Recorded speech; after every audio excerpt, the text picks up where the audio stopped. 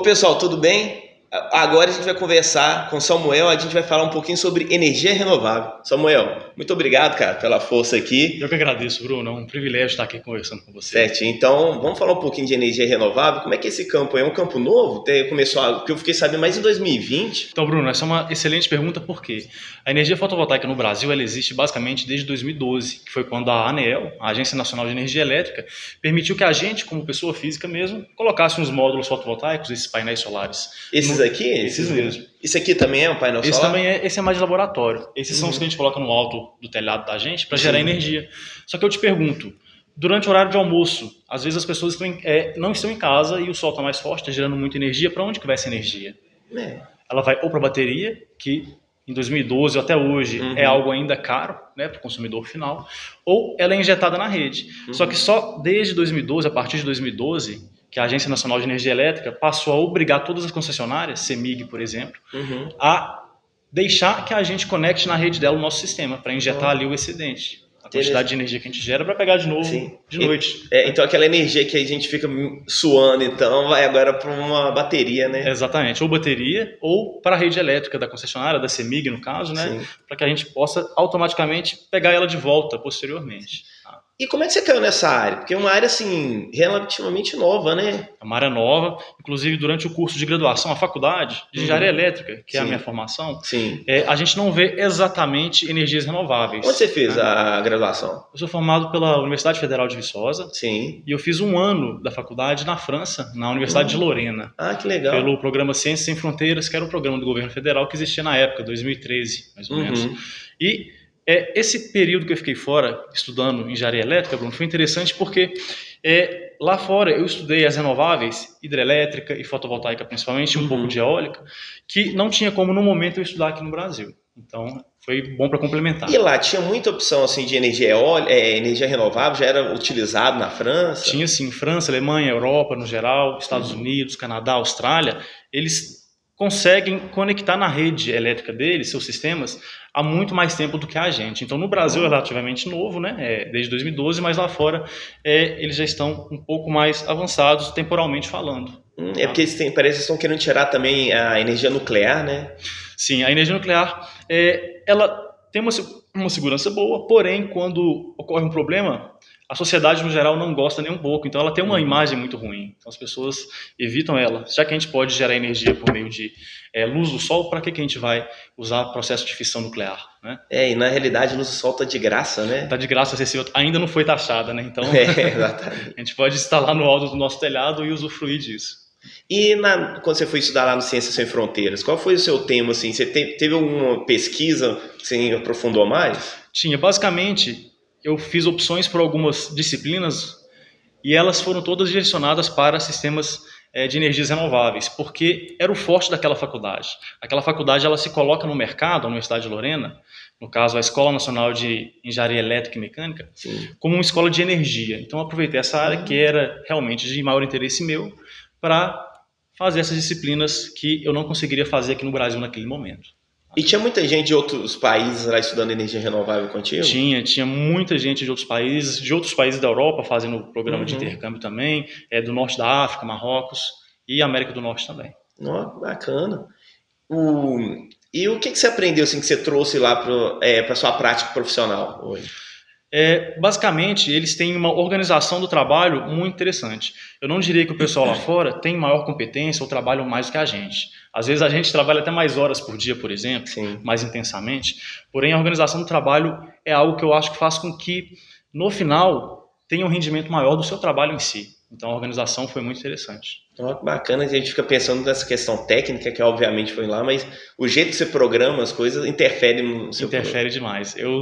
Eu consegui aprender que organizar seu trabalho, tudo, não é perda de tempo, pelo contrário, é ganho de tempo e eficiência no seu trabalho. E quando você fala organização do trabalho, você fala assim, separar os equipamentos, saber uma medição, como é que é? Sim, planejar todo o seu trabalho. Por exemplo, eu vou ter que instalar um sistema fotovoltaico no alto daquele telhado. Antes de sair de casa ou antes de sair da empresa, eu tenho que saber exatamente quais ferramentas vou precisar utilizar lá e levar. Vai que você está lá no alto do telhado, colocando um painel solar em cima e você esqueceu... Um painel grande, né? Um painel grande, uns 25 quilos. Aí você esquece de uma chave de fenda. É quase um crossfit. É quase um crossfit. Ou levantamento de peso da academia, para quem gosta também. Então você teria que ir na empresa buscar a ferramenta, ia perder tempo com isso para voltar para, de maneira correta, apertar aquele parafuso específico, né? Ou fazer uma gambiarra que não é legal. E quando você coloca o painel, você faz algum estudo geográfico mesmo? Como é que funciona? Bruno, essa é uma excelente pergunta. Os principais fundamentos para quem quer trabalhar na área de renováveis é matemática e física, como toda área técnica, basicamente. Né? Porém, a área fotovoltaica inclui um pouco de física espacial e geografia. Por exemplo, a gente tem que saber que o Sol, do nosso ponto de vista, para quem está em Minas Gerais, por exemplo, ele é uma trajetória que é um arco inclinado para norte. Então, se a gente vira o nosso módulo fotovoltaico para norte, a gente tem um maior aproveitamento da luz do Sol. Porque para quem está aqui na Terra, o Sol é um arco inclinado passando em norte. Sim. Tá? E quanto mais ao sul do Brasil, por exemplo, mais inclinado o módulo tem que estar para estar mais virado para o Sol, captando a maior quantidade possível de energia luminosa. Então você acabou de provar que a Terra é redonda, então, Acabei de provar que a Terra é redonda também. Que faz bom. parte. Sim. E essa coisa é bem interessante, né? Então, uma inclinação que você faz menor ali, você consegue ter uma deficiência na captura. Exatamente. Se você inclina mais ou menos, e também se você vira para norte ou para leste ou para oeste, você tem uma queda no rendimento. Rendimento ótimo, o maior aproveitamento da luz do Sol para transformar essa luz em energia elétrica, é ele virado para norte, inclinado em relação à horizontal, um ângulo igual à latitude do local. A gente está em Belo Horizonte. Sim. A latitude de Belo Horizonte é por volta de 19 graus. Então a inclinação ótima do módulo é 19 graus em relação à horizontal, virado para norte. E tem um detalhe importante que você perguntou, Bruno, sobre a energia do Sol, né? O que a gente transforma em energia elétrica por meio desse painel solar que a gente está vendo aqui é a luz do Sol, não é o calor do Sol. Então o calor ele é ruim. A gente quer luz forte, de preferência num dia frio ou que venta um pouquinho. A impressão que eu tinha, assim, quanto mais quente é mais energia. Pois é, de certa forma não está errada essa impressão, por quê? Quanto mais quente, mais luz do Sol a gente tem de fato. Sim. Porém, a gente não quer que essa luz se transforme em calor, que aqueça essa placa. A gente quer que ela se transforme diretamente em energia elétrica, porque basicamente a conversão dessa energia como que acontece, né? A gente tem o pacotinho de energia luminoso que vem do Sol, a gente chama de fóton. Sim. Então esse fóton, o pacotinho de energia luminosa que vem do Sol, ele colide com o elétron nesse material específico aqui da placa, que é silício, e faz esse elétron se movimentar. Ou seja, a gente tem a conversão da energia da luz do Sol e não do calor em movimento do elétron, corrente elétrica. Então quando a gente está sentindo muito calor, então a energia está perdendo. Sim, sim. Inclusive, quando a gente encosta nesses módulos, é natural que eles fiquem numa temperatura alta, 70 graus, por exemplo. Nossa, muito quente. Muito quente. Se a gente ficar encostando a mão nele por muito tempo, a gente não consegue, porque está muito quente. Dá para fritar um ovo, então? Quase dá para fritar um ovo. Ele começa a ser frito mesmo, gema mole. Sim. Então, para quem gosta, né? Para quem gosta, é ótimo. Gente, bacana. E esses equipamentos aqui, tô vendo que tem uns brinquedos bem interessantes aqui, né? E vocês usam isso aqui tudo ou é só enfeite mesmo? Como é que é? Não é só enfeite não, Bruno. A gente usa... a base do curso é a elétrica básica e eletrônica. Então a gente tem que saber medição de corrente elétrica, tensão elétrica, entre outras grandezas. Mas essa garra faz o quê? Essa garra, quando a gente tem um cabo elétrico, um fio, por exemplo, aqui, né, a gente consegue abraçar esse fio e por meio do campo magnético que a corrente elétrica aqui gera, a gente consegue medir o valor da corrente elétrica. Tá? Quantos elétrons estão circulando aqui no cabo. Tá? Sim. É para isso que serve a garra. Pensei que eu lembrei aquele negócio lá não é da época da galera, mas tinha um vilão do He-Man que era o Mandíbula. Ele tinha uma garra assim, né? Tinha uma garra assim. Aí aqui tem todas as configurações aqui, né? Tem. O aluno, no decorrer do curso, ele tem que dominar isso aí e é tranquilo, o pessoal consegue com bastante facilidade até usar esses instrumentos. Bacana. E esse daqui? Vamos conversar aqui, vamos falar de coisa que voa. O drone que o pessoal adora, né? Mas assim, só voa, mas pra que precisa ter um drone? Então, a gente tem um drone porque depois que a gente instala um sistema fotovoltaico, quando a gente tem um sistema fotovoltaico de energia solar instalado, por exemplo, a gente gosta de sobrevoar ele para tirar fotos aéreas, fazer o marketing da empresa que instalou também. Mas também, Bruno, quando a gente tem problemas no módulo, por exemplo, alguém tacou uma pedra em cima de um painel desse. O ponto onde a pedra foi lançada, ele vai quebrar esse material do módulo, que é silício. Sim. E esse material ele superaquece. Tá? Então a gente costuma ter drones com câmeras que tiram foto não só das placas, mas também com câmera térmica para identificar os pontos quentes, onde a gente está perdendo energia. Sim. Tá? Então, ele é utilizado para isso, para identificar problemas em sistemas fotovoltaicos. Bacana. Bruno, a gente tem como foco aqui em Minas o estudo de energia solar fotovoltaica, porque é o forte aqui de Minas. Minas até antepassado, era o estado... 2022. Isso, era o estado que mais tinha sistema de energia solar fotovoltaica instalado. Sim. São Paulo nos ultrapassou depois disso, mas a gente continua no segundo lugar. Não, vamos ganhar esse primeiro lugar. Vamos deixar São Paulo passar. Né? Exatamente, a gente já está tentando recuperar o primeiro lugar e talvez a gente consiga nos próximos poucos anos. Sim. Então, por isso que o foco nosso, que é onde mais tem demanda, né, pelo serviço do técnico em sistemas de energia renovável, é fotovoltaica. Mas a gente também aprende... sistemas de energia eólica, hidrelétrica. Parece rabo de avião ali. Esse rabo de avião, exatamente, esse leme aí. Bom, aquele rabo de avião é uma turbina eólica. O vento gira aquela turbina, o rotor dela, uma parte interna que roda, e aí sai energia elétrica. Então tem a transformação do movimento do vento, energia cinética, né, em energia elétrica. Tá? Olha, parece uma coisa super fácil, né? Girou, virou energia elétrica. Girou, virou energia elétrica. Eu te pergunto, cadê as passes dessa turbina eólica para o vento bater e rodar de fato a turbina? Não é esse rabo do avião, não? O rabo do avião é só para direcionar o sentido do vento e as passes ficaram o tempo todo viradas para frente do vento. Eu pensei que era o rabo do avião, é outra coisa. Não, aquela parte branca ali internamente tem um motor elétrico e quando você gira, ele gera energia elétrica. Sim. Mas eu te pergunto, tem vento aqui dentro do laboratório? Não. Não tem. Então como que a gente vai rodar essa turbina eólica? Por meio desse motor elétrico que está aqui. Ah, que legal. Então você usa energia elétrica para gerar mais energia. Exatamente. Aqui no laboratório, sim. Então, eu vejo uns negócios lá, tem muito no TikTok falando de energia infinita. Que o cara faz um negócio que liga no outro e ele tem energia infinita. Isso existe mesmo? Não existe, Bruno. Inclusive, muitos alunos chegam pra gente no decorrer do curso. Eu tive uma ideia. Eu vou colocar uma turbina eólica em cima do meu carro, que quando ele vai andar, o vento do carro vai girar e eu vou gerar energia elétrica. Mas tá certo, não? Não, porque por quê? A pessoa está gastando energia do combustível, da gasolina no caso, né? Para fazer o carro se movimentar e aquela turbina em cima ali vai promover uma força de arrasto maior, uma resistência a atrito com ar maior. Então vai fazer o carro gastar mais gasolina só para ter a turbina em cima dele. Sim. Aí essa diferença de energia que o carro está gastando que vai ser transformada em elétrica. Mas energia infinita não tem. Então aqueles negócios de energia infinita do TikTok é tudo mentira? Tudo mentira, Bruno. Tudo mentira. Não dá pra acreditar, né? Não dá pra acreditar. Quando a esmola é demais, o santo desconfia, né? Se você pensar bem, né, as usinas já tinham usado a energia. A gente já teria implementado isso há muito tempo. Ainda não deu certo, não. Não é igual a viagem no tempo, né? Se existisse, já tinha o cara do futuro já tava aqui, né? A gente faz esses testes aqui pra mostrar e faz medição, né, que de fato a energia vai se perdendo no caminho, nas transformações. O teste que eu não fiz ainda, não sei se você já viu no TikTok, é colocar uma fatia de pão com margarina em cima de um gato e jogar. Porque o gato ele sempre cai de pé. E a fatia com margarina sempre cai. Então ele fica rodando para sempre ali. Esse teste a gente tem que fazer ainda. Ah, não, beleza. Bom que aqui tem espaço, né? Aqui tem espaço e o gato não vai fugir aqui, não. Que bom. Isso aqui você usa também? Como é que é? A gente usa, Bruno. Essa aqui é uma câmera térmica. Lembra quando eu falei que o drone ele é acoplado nele uma câmera térmica para tirar foto? Então, aérea.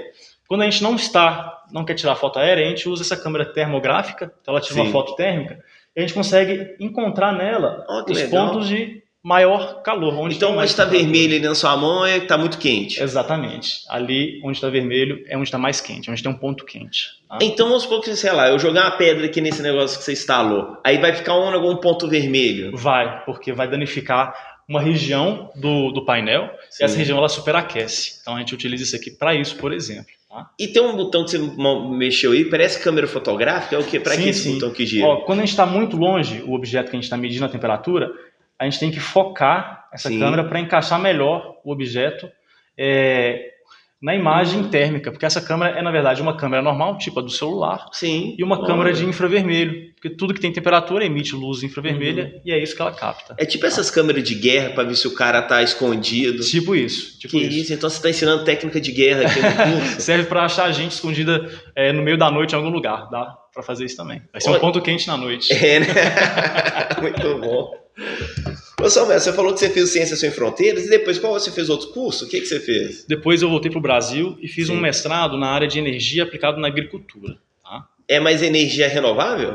Principalmente renovável. A minha linha de pesquisa era fontes renováveis de energia. Sim. Então, meu foco foi em biogás. O biogás é qualquer coisa orgânica praticamente, resto de comida. Sim. Quando a gente deixa ele fermentando num local fechado, sem oxigênio, ele gera principalmente metano, exatamente, CH4. Sim. E o metano ele é inflamável, ele pega fogo. Então, a gente consegue utilizar ele como combustível, até em carro, por exemplo. Tá? Olha, e também em fotovoltaica.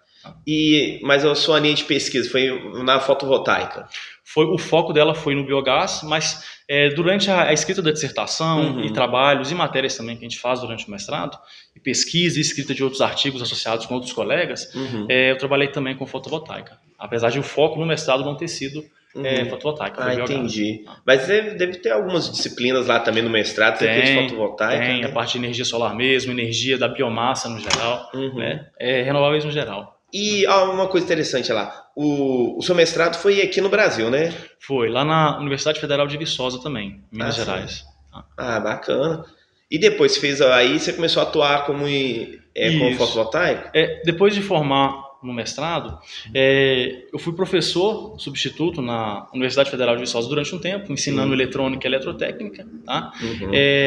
Onde não cabia tanto energia fotovoltaica. Mas depois disso, eu abri uma própria empresa de energia fotovoltaica e atuei na região de Belo Horizonte, Minas Gerais. Até hoje eu faço projetos fotovoltaicos. Porém, essa empresa, Bruno, ela foi aberta em fevereiro de 2020. O que veio logo depois? Pandemia. A pandemia. Excelente momento para abrir uma empresa. Você é um grande empreendedor, hein? Pois é. Não tinha como prever. A empresa durou por volta de 2 anos e meio. Mas o que eu gosto mesmo é de dar aula. Então, depois disso, eu vim para o Senai para dar aula na área de renováveis principalmente. Tá? Sim, bacana, muito bom.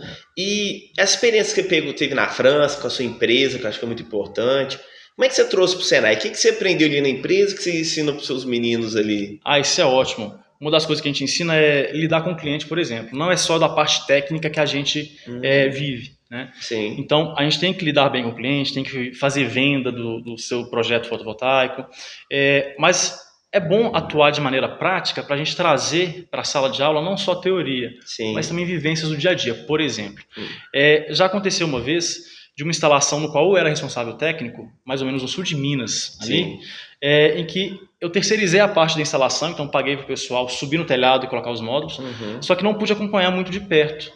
Aí o pessoal, infelizmente, deixou algumas telhas quebradas, e aí com o tempo, alguns meses depois que aconteceu, infiltração, a gente teve que voltar lá e trocar o amadeiramento do telhado.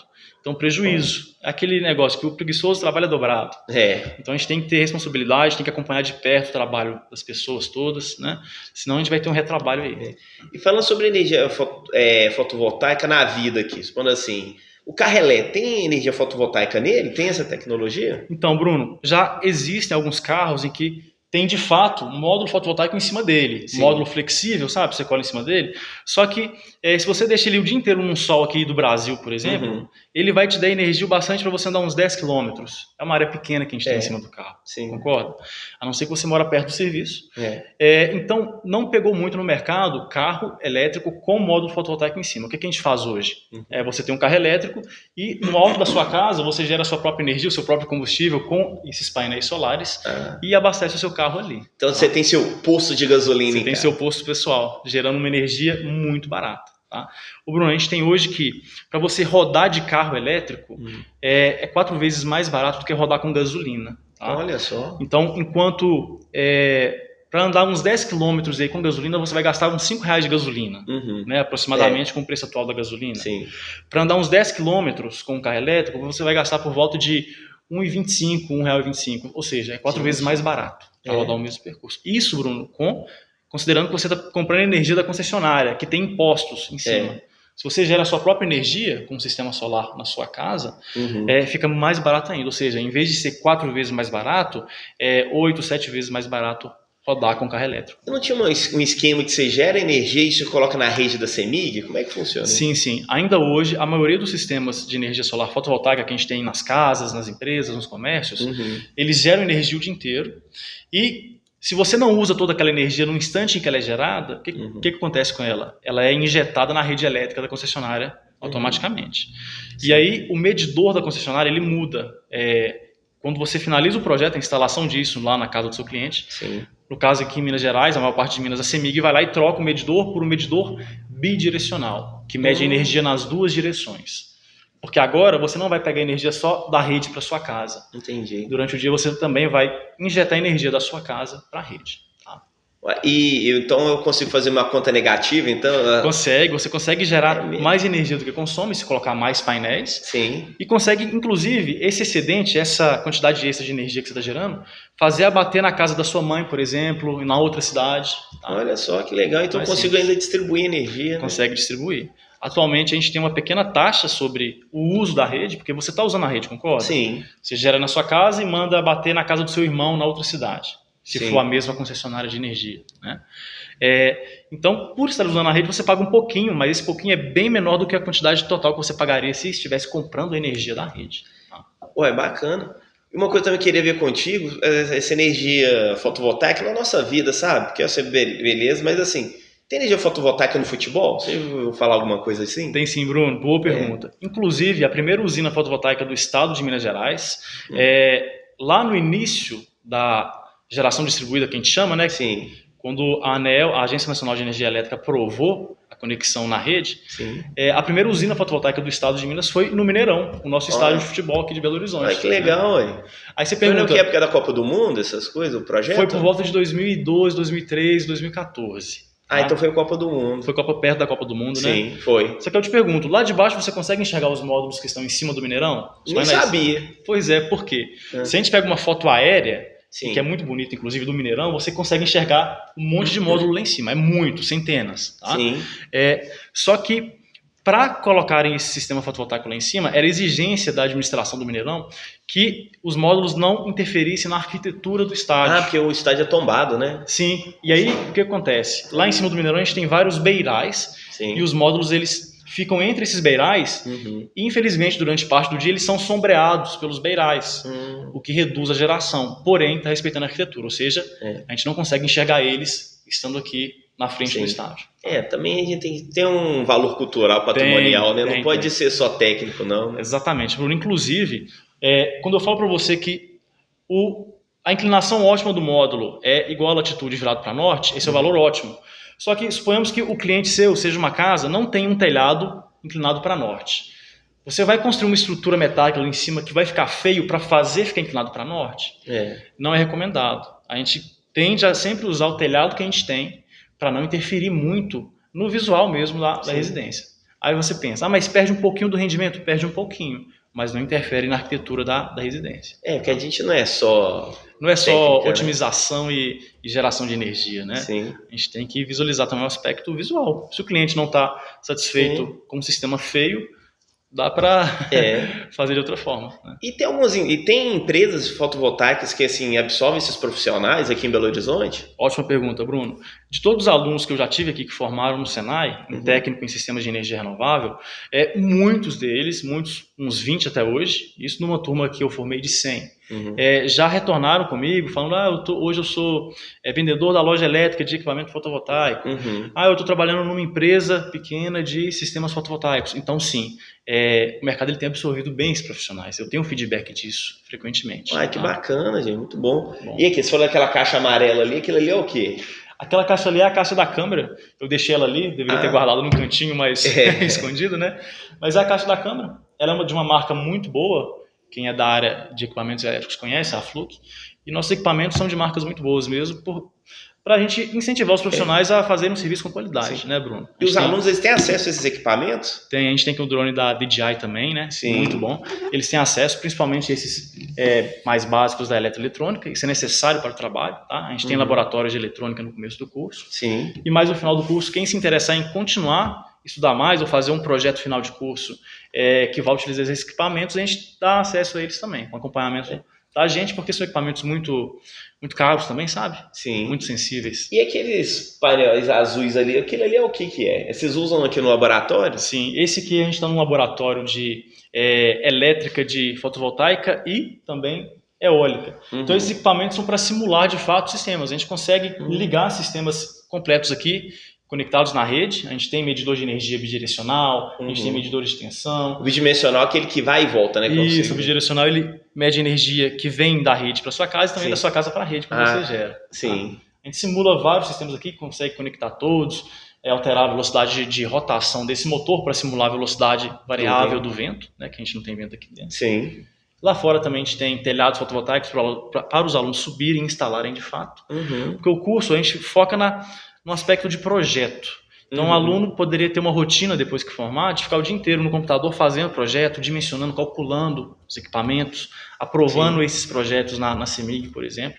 Mas também se ele gostar dessa parte de subir no telhado e fazer a instalação física de fato, tem também. Então tem tanta área de projeto. Aqui então no Senai você vai ver tanta área de projeto quanto a área de instalação. Sim, a parte teórica e a parte prática. Porque quando formar, o aluno pode até abrir uma empresa.